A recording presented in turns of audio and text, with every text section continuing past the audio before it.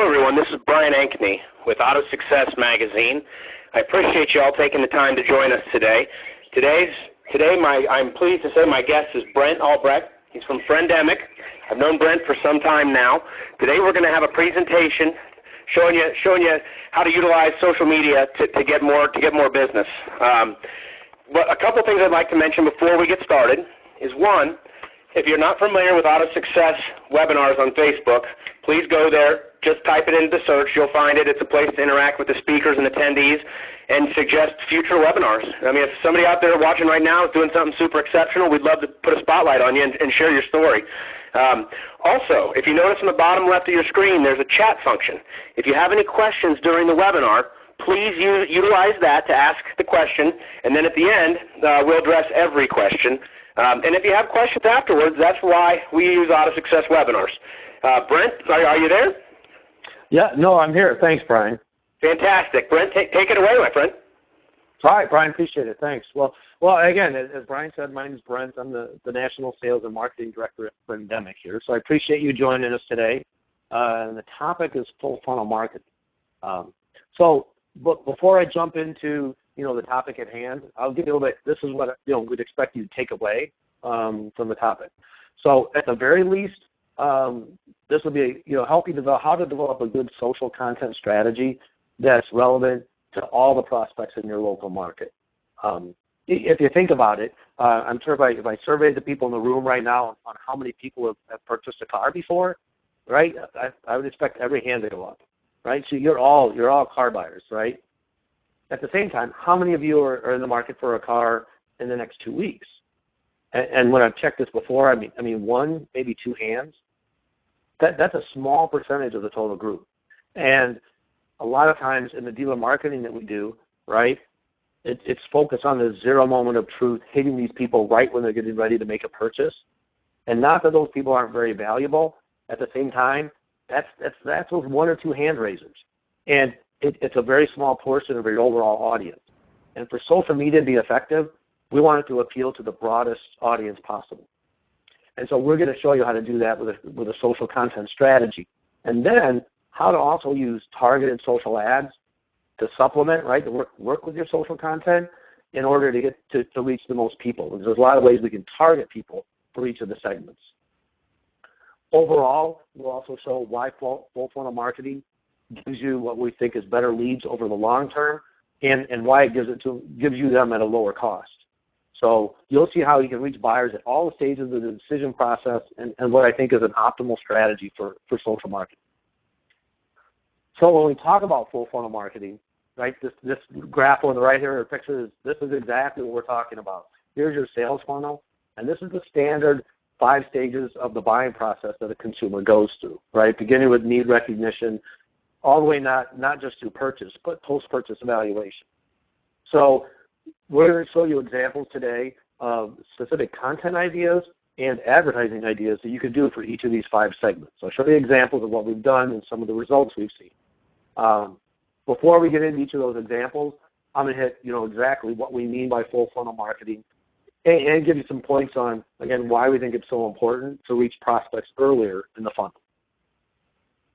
So first of all, I mean, just to define what we mean by full funnel marketing.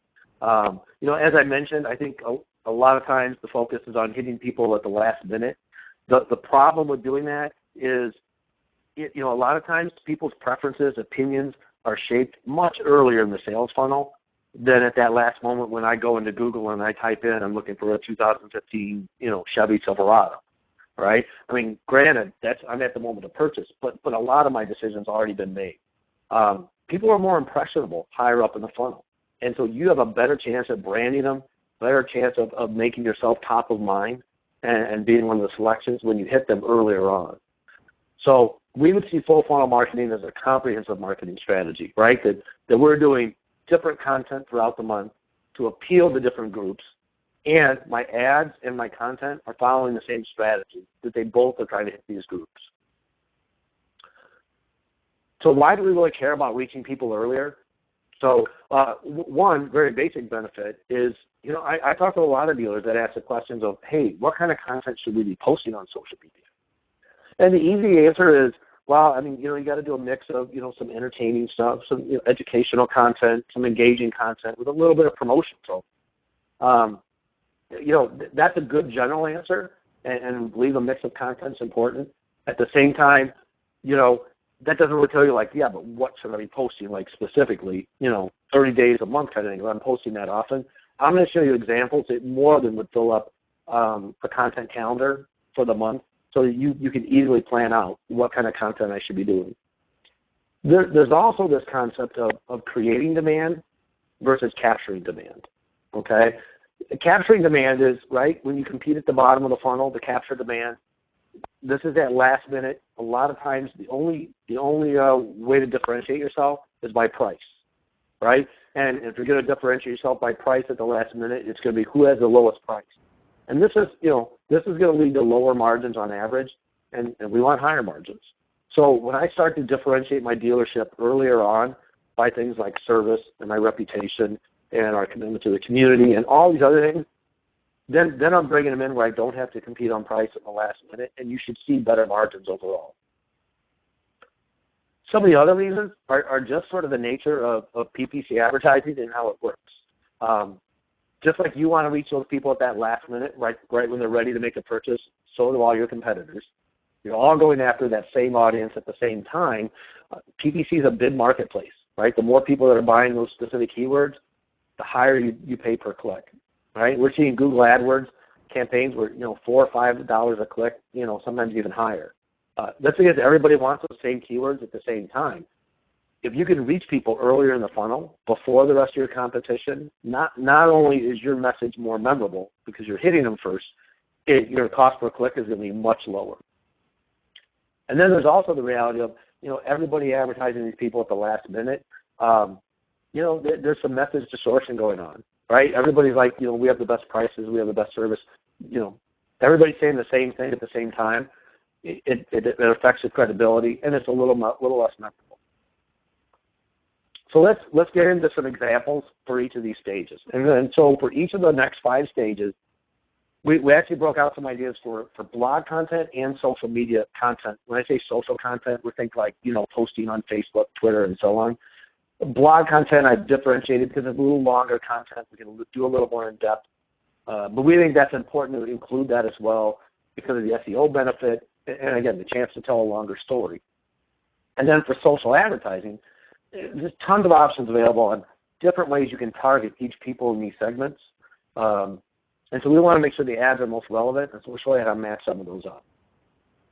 So starting here with stage 1, which is need recognition, right? People recognize they have a problem, desire to solve it, and it could be something as obvious, right, as my car breaks down or I total it, now I need a new one.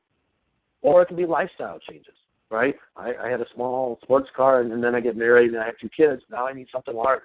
I'm going to turn into a minivan guy, right?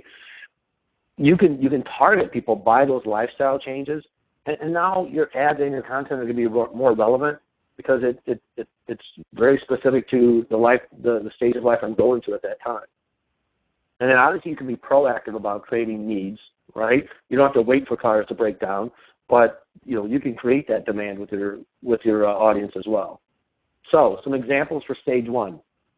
On the social content side, this is where educational content works really well, right? I think the Edmunds post here is a good one. 11 best used cars for college students, right? We're gonna help create that demand. When I haven't even thought, my kids graduating high school, I might not have given a thought for a car for college yet, right? We're gonna help create some of that demand.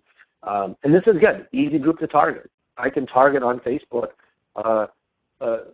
adults with kids that are graduating from high school, right? So a very specific audience, let's send specific content. Some other examples, right? A lot, service, repair, replacement advice, trade-in apps where I might not have considered buying a new car yet until now I see what my trade-ins were. And I know you do direct marketing around this, right? Your trade-ins never been worth more. Ask us what your trade-ins were. Those kind of marketing tools that I've seen. Think about that same kind of thing with your content. And then in terms of creating needs, right? Photos and videos of new models, highlighting new features, new technology that can help create a desire to replace a vehicle when one might not exist. On the blog content side, same thing, right? Educational blog content's good. I like this kind of blog article here, right? Is it time to sell your old car or truck? Here's how to sell. Write a blog on, how much should I invest in a repair, versus trade it in and buy a new, right? And the blog gives you a chance to tease out this and educate people, with longer format to help create that demand, right? You're helping them make a smart decision. Same thing, if you want to talk about new technology in vehicles, sometimes it's hard to really explain some of those new functions in a social post.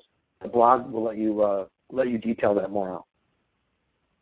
On the ad side, service specials, great time. If you run service offers, right, this gets people familiar with your dealership maybe before a need even exists. I want to get people, right, if I do, here's a good example, the Jim Hudson $29.95 oil change. In this case, right, let's get them familiar with our brand, get them loyal to us, get them that they like the dealership.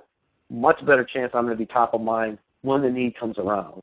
So, I see service specials as a very proactive form of marketing. Some of the other ads we can do, if I don't want to do service specials to everybody, I could target them to very specific life events, right? Marriage, people graduating college, people that got a new job, who just moved.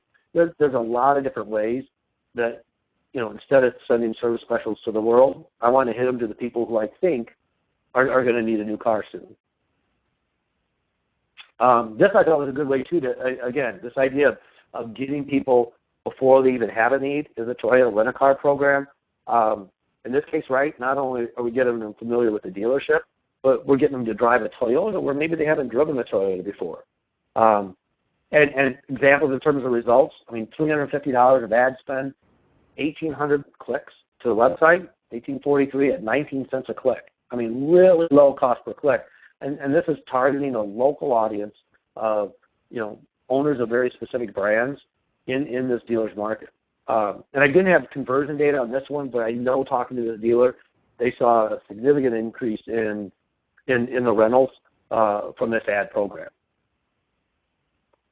So that's stage one, right? Stage two, now they have a need. Now they're trying to gather information to help make an intelligent decision about what to buy. Buyers gather information from a lot of third-party places, right? Back to, I think, like Edmunds or, right, other online articles, OEM content. And I would say while those are all great, let's focus on dealer content. There's an advantage for your dealer to be the local resource for this kind of information search, right? If I go to the Toyota site and I research information there, and then I can go and I can put in my zip code, I'm sure, find local Toyota dealers in my area, but it's going to show me choices, right? And then you have to be one of those choices. If you can get them to come to your website, right, or your social media pages and your blogs for local information, well, now then they don't have to go to a directory and see all their choices. They're just going to your site. There's an advantage to do that. Keep in mind that on the information search, some buyers need to buy a replacement car right away. Some have more time on their side. And so their needs are going to change. You should do some content to appeal to both of these groups, right? If I need to replace my car right away because of an accident or something, what can you do to make it easy for me, right? Focus on how easy and the speed of the purchase you have, right? We'll come haul it away. We'll give you a trade-in even though it's totaled. So, what can you do that's going to make it easier for them? For buyers that have more time on their side, you want to provide as much information as possible around alternatives so that they're using you as a resource, right? So using vehicle photos, multi-image posts are great. You can show more angles of the car. Vehicle videos. Video content does extremely well on social. I encourage you, if you're putting stuff on YouTube right now, don't just put it on YouTube and leave it there. Use that on Facebook, use it on Twitter, and get more mileage out of every video that you create. You could also be doing ads and content around inventory links, right? Let's promote the size of our inventory, the large selection. Get more traffic from Facebook to your website. Get more VDP views by promoting that, and talk about other incentives you have going on. Oh wow! Let's see, we lost our. Let's see if we can get that back. There we go. Sorry about that flash. Okay. So that was social content, and blog content. Similarly, again, we want to give them more information, but blogs are a good way to do compare competitive vehicles articles. Well, that's long to say. This can help grab prospects before they decided on a specific brand. So in this case, right, the Honda Accord versus the Toyota Camry blog, very specific audiences. But again, to promote this blog, I would promote it to people that own Hondas and people who own Toyotas. So now it's going to be very relevant to the people that see this. And then on the social ad side, things like value or trade features. We talked about, just like with your content, promote your large inventory, financing alternatives. Again, you could target vehicle owners with cars older than 4 to 5 years. So that way, you're hitting people in the market to buy. And again, so now your information search content is most relevant to them. Other ways you can do, again, to target people in certain segments at this stage. There is an example here with Sarah Toyota, right? A challenged credit ad. Again, targeting people to have either low credit or have a lot of like high credit cards or anything like that. So going after that specific audience where, in this case, the assumption is the information search is not so much about which car to buy, is can I afford to buy a car? And we saw, again, good results, 883 website clicks, little higher cost per click because of how targeted this audience was, but in this case, 67 conversions, right, at an average of about, a little under $10 a conversion. In this case, the conversions we tracked were they went through, clicked on this ad, and then on the website, they filled out a lead request form saying, like, yeah, please contact me about, easy credit for my vehicle. So, and then I know that again, percent of those converted to sales. So stage 3, right now, they've done all the research, right? They've gathered all this information. Now they have to start evaluating alternatives. And they're going to narrow down their choices.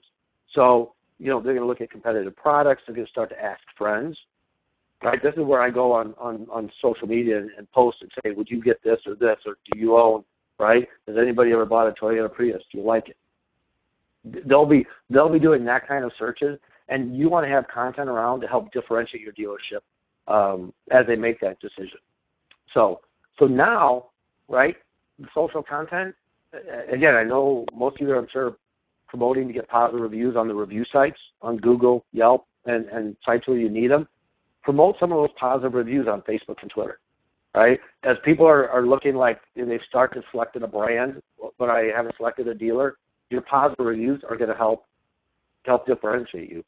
Same with service awards, right? Any kind of awards or credibility you can talk about in the dealership that would help set you apart from other dealers of the same brand.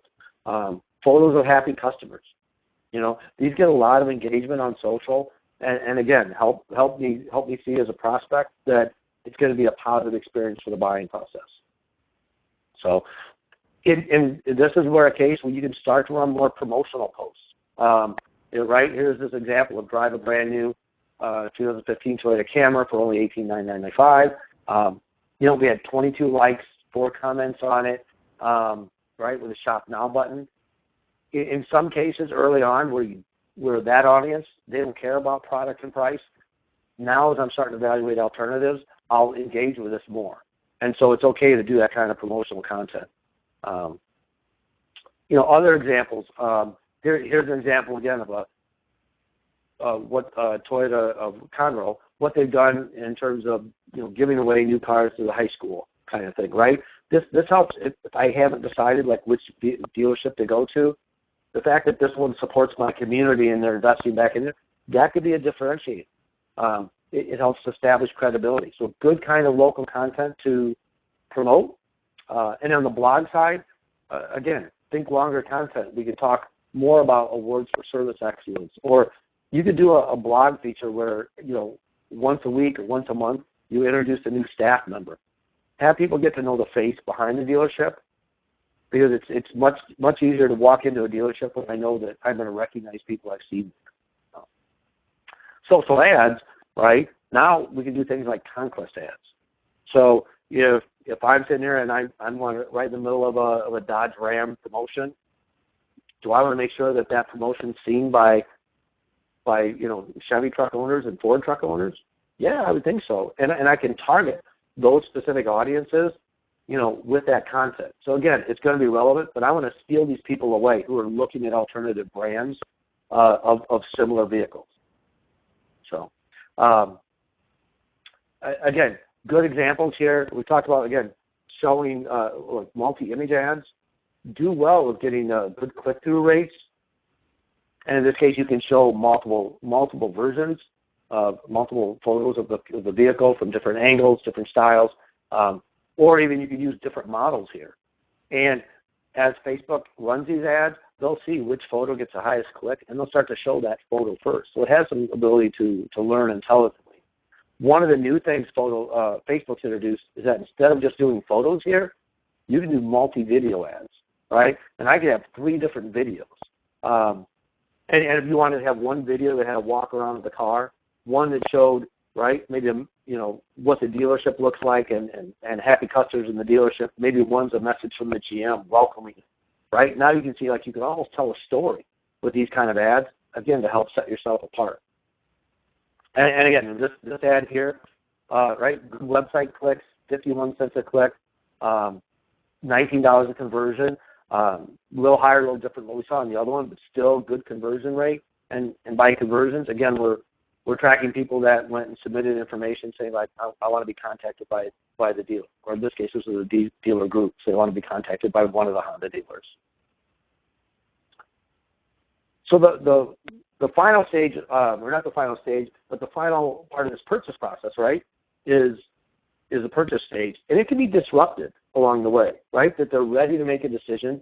And there's a couple factors that could, that could change this. One is negative feedback from other customers. 2 is unanticipated information.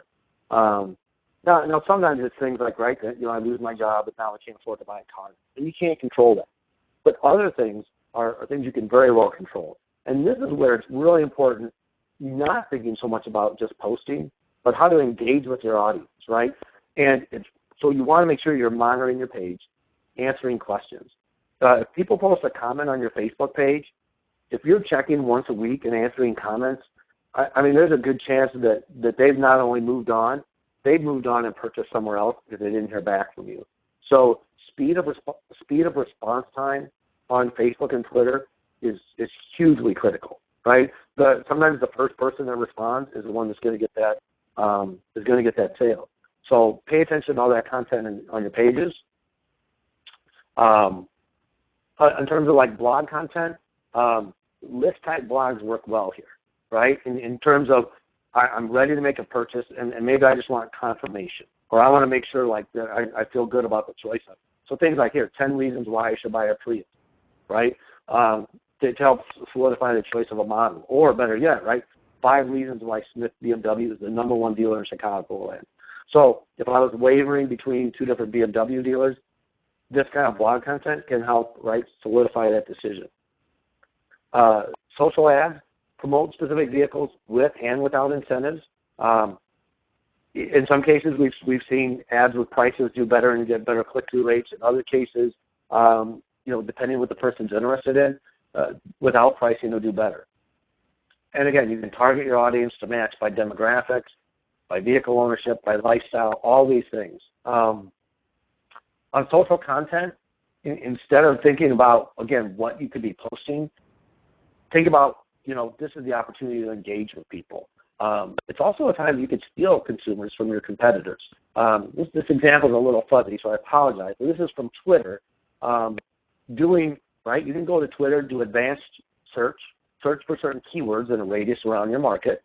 So here's an example, right? Teddy says, I'm going to go car shopping tomorrow, right? Car shopping was the keyword that we searched on.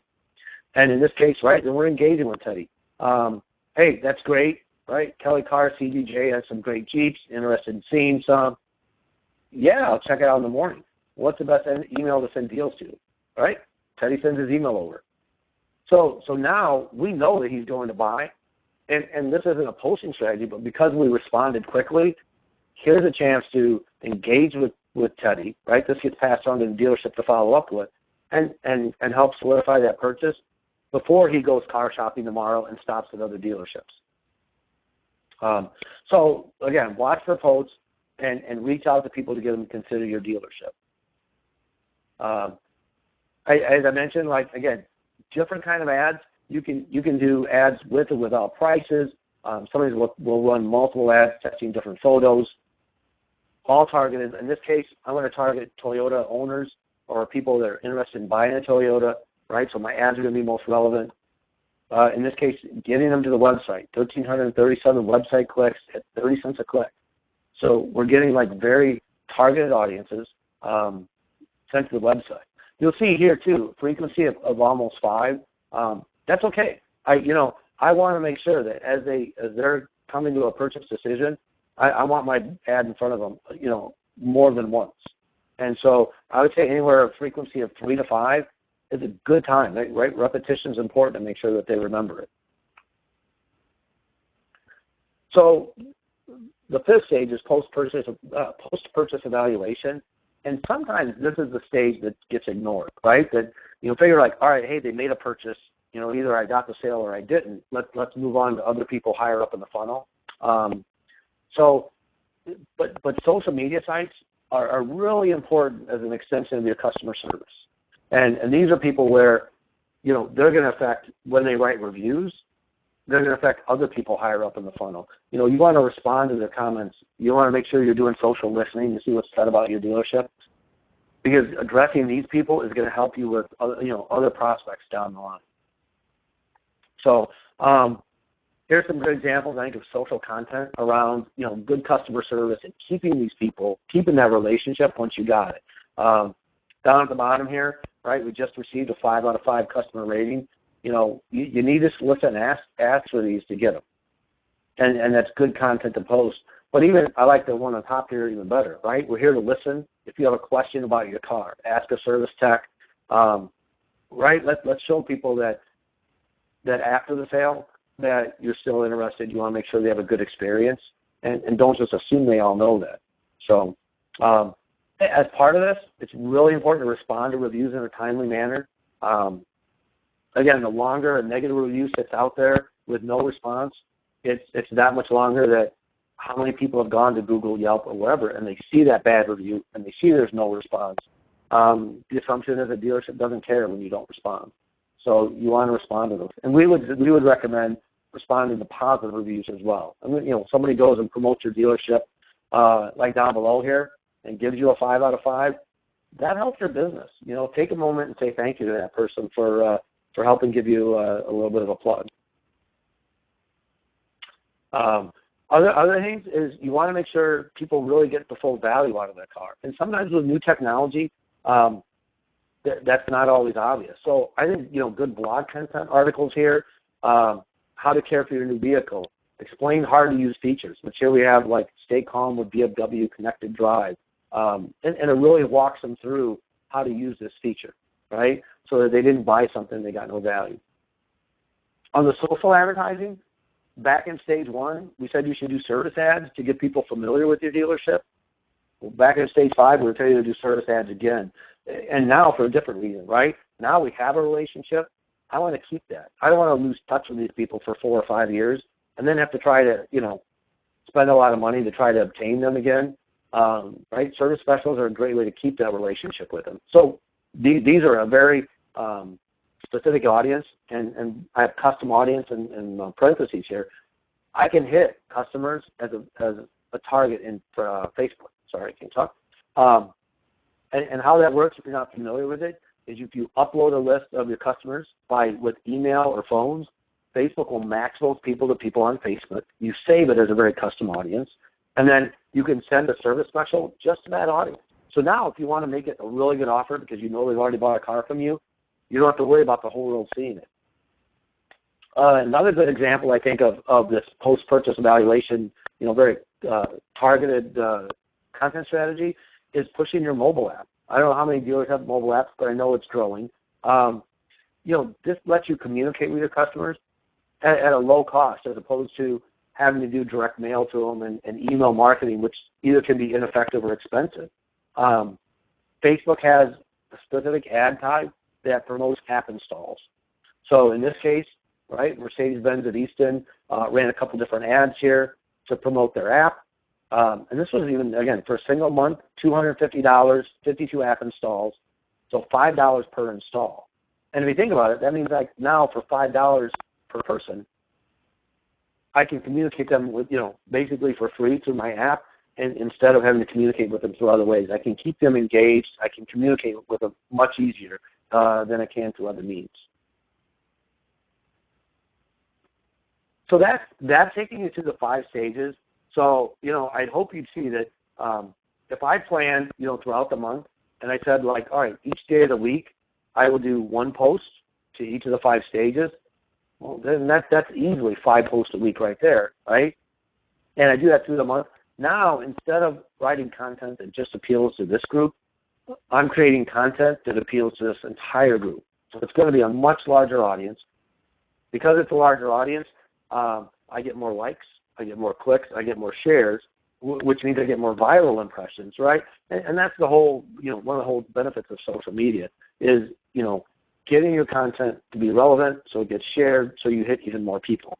So that's what I said. I think the strategy will work for you, and it's a good way to blend an ad strategy and a content strategy together. So that's it, and at this point, we can open it up to questions. Okay, Brent, I've got a question that came in here. Where do you find the ads like the Staycom with BMW, that connected drive? Yep. That was actually a blog post for one of our clients. And so, again, I think blog content, and again, sometimes we assume like, oh, you post it to a blog and then you just let it sit there. Blog content is good social content to promote, right? So you can take, write it as a blog, turn it into a social post, and then I can promote that through Facebook ads to drive traffic to the blog, right? If I'm going to go to the trouble of having people write blogs, let's invest just a little bit of money to make sure the blogs are seen. And we're funneling people from social to our website. All right, I got another one for you. It says, how many days per week do you post for all 5 stages? I would say if you did, I mean, and again, it depends on how much you want to invest in terms of resources. But if you did once a week for each stage, right, that's 5 posts a week right there, 20 posts a month. I think that's a good mix of content. I think certainly there's going to be times during the week where you're going to have other, like some promotional specials or some like local news and things like that you want to mix in. But I think once a week to each stage is plenty.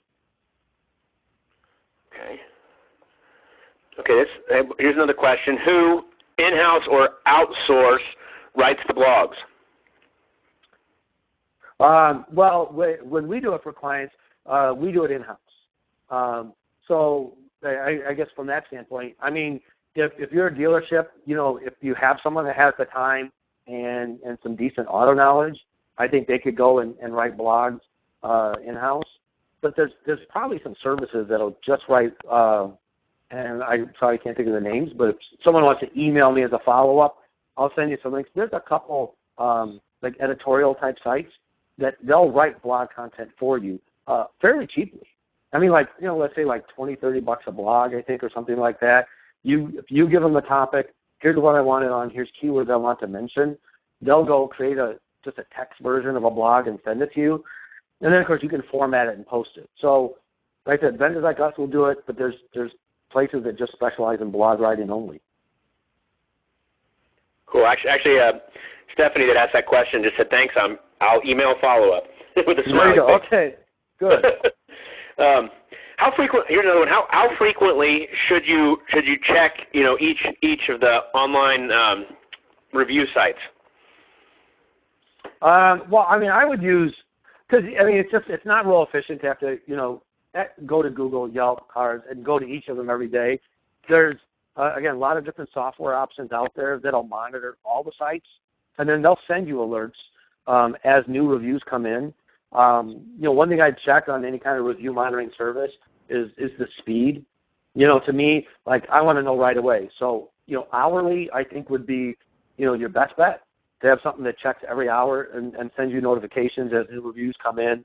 At the very least, you ought to be checking every day though. But I would use a service versus going, every single day. Now, that said, I know that I think like Google and Yelp, they'll send you notifications direct.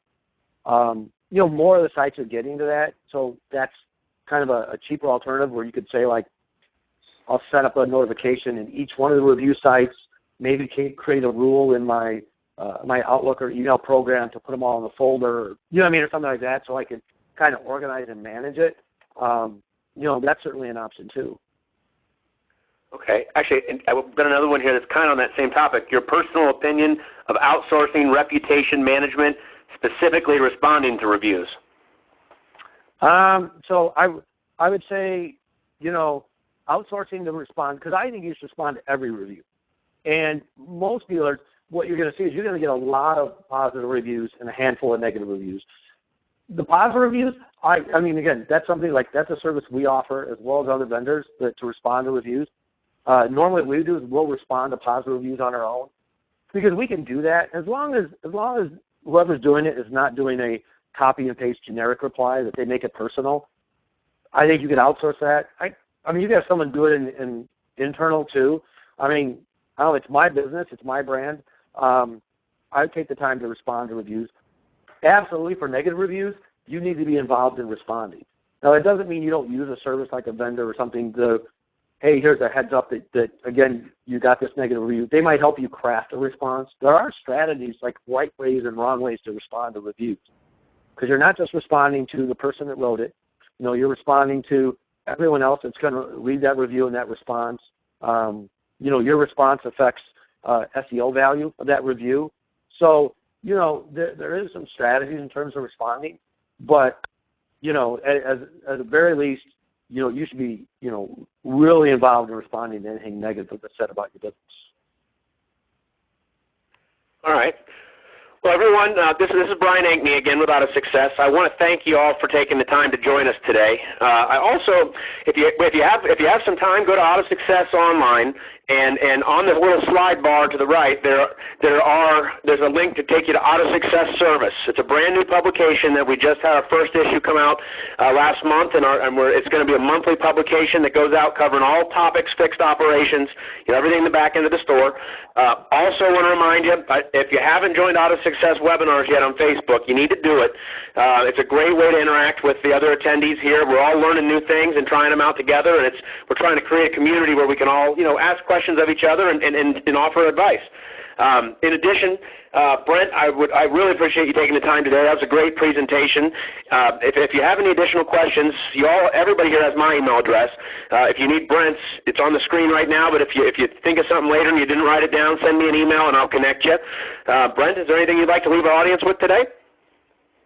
No, I think that's it. I appreciate everyone's time, and, like I said, feel free to reach out, even if it's just questions or advice, or you want to do it in-house and you just want some tips.